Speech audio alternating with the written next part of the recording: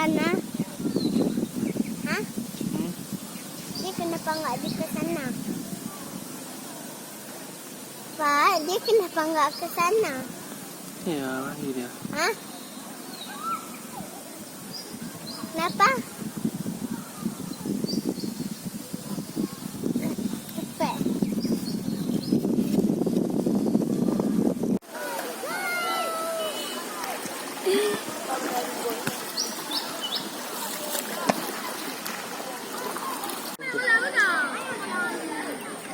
Abang Jihad mandi sungai ya.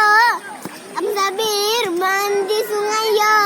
Seru kali sini kan? Seru kali sini di kampung. Sama abang-abang pesantren. Sama abang-abang pesantren.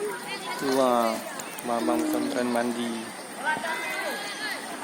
Airnya nggak dalam. Airnya nggak dalam. Coba berdiri, Dek. Nah, kan? Duduk lagi. Sama abang pesantren nih. Batu mas, Pak. Mana batu mas? Ini batu mas nih. Mana ada? Nih, betul nih. Ya, kecil.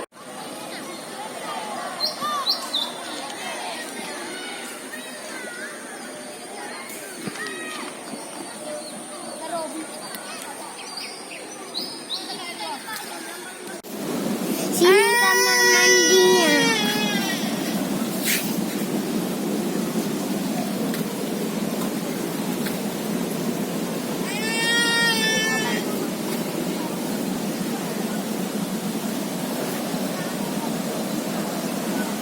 Tiga.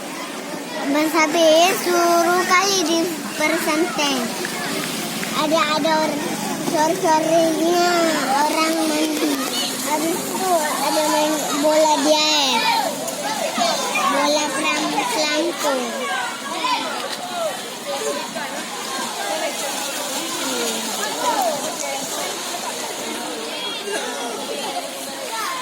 Pak, orang nampak dari jembatan mana, Pak? Pak, Jangan jatuh nanti kalau dari jembatan.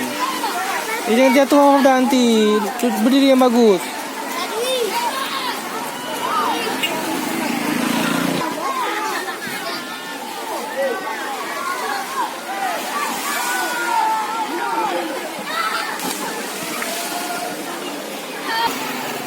Jangan jatuh nanti. Ayo, onda tuh.